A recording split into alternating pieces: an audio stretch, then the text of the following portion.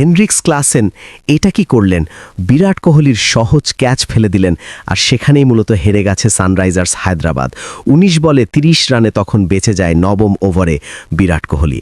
কাব্যমারণ হয়তোবা ভাবছেন যে খেলা দেখাবে সানরাইজার্স হায়দ্রাবাদ, সেই খেলা দেখিয়ে দিল রয়্যাল চ্যালেঞ্জার্স বেঙ্গালুরু। হ্যাঁ দর্শক, ২০২ রানের লক্ষ্যে ব্যাটিং করতে নেমে রয়্যাল চ্যালেঞ্জার্স বেঙ্গালুরু জিতে গেছে ১৫ ওভার ৪ বলের মধ্যেই। আপনি জানলে অবাক হবেন যে বিরাট কোহলি ১৬তম ওভারের প্রথম বলেই ছক্কা, এরপর টানা ৩ বলে ৩টি ৪ হাঁকান, অর্থাৎ ৪ বলে ৪ বাউন্ডারি, যার মধ্যে একটা ছক্কা এবং হেডট্রিক ৪। আর সেখানেই জিতে গেছে রয়্যাল চ্যালেঞ্জার্স ব্যাঙ্গালোর।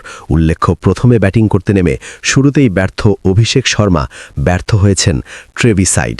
এই দুই ব্যাটসম্যান যখন ব্যর্থ হয় তখনই মনে হচ্ছিল সানরাইজার্স হায়দ্রাবাদ ২৫০+ রান করবে তো দূরের কথা, এদিন ২০০ করাও তাদের কঠিন হয়ে যাবে।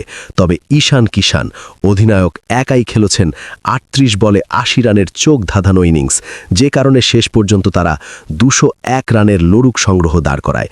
আর ২০০ রানের স্কোর আইপিএলে যে সামান্য, সেটা প্রমাণ করল আরসিবি। প্রথমে ব্যাটিং করতে নেমে শুরু থেকেই জ্বলে ওঠেন বিরাট কোহলি। ফিলিপ সল্ট সুবিধা করতে না পারলে বিরাট কোহলি দারুণ সঙ্গ পান দেবদূত পার্টিকালের কাছ থেকে। এই ব্যাটসম্যান খেলেন ২৬ বলে ৬১ রানের দারুণ এক ইনিংস, সেই সাথে বিরাট কোহলিও কম নয়। আর ৩০ বলে ৬৯ রানের অপরাজিত ইনিংস খেলে দলকে জিতেই মাঠ ছেড়েছেন এই ব্যাটসম্যান। তাতে প্রথম ম্যাচে royal Challengers Bengaluru, defending champion, তারা ৬ উইকেটের বড় জয় তুলে নিয়ে এবারের আসর শুরু করল, তাও আবার সানরাইজার্স হায়দ্রাবাদকে হারিয়ে। তাতে গ্যালারিতে অনুষ্কা শর্মার নাচ দেখেকে ফ্লাইং কিস ছুড়ে দিয়েছেন বিরাট কোহলি নিজেও, এবং অনুষ্কা শর্মাও রিসিভ করেছেন এবং উল্টো আবারও চুমু উড়িয়ে দিয়েছেন। দারুণ মুহূর্ত দেখেছে ক্রিকেট প্রেমীরা। শুধু এখানেই শেষ নয়, এদিন রয়্যাল চ্যালেঞ্জার্স বেঙ্গালুরুর নতুন মালিক অনন্যা বিড়লাও ছিলেন উপস্থিত। অনুষ্কা শর্মার পাশেই ছিলেন তিনি। বিরাট কোহলির এমন দারুণ ইনিংস নতুন মালিক হিসেবে তারা ব্যাপক এনজয় করেছে, এবং প্রথম ম্যাচে জয় তাদেরকে আলাদা আত্মবিশ্বাস দিয়েছে।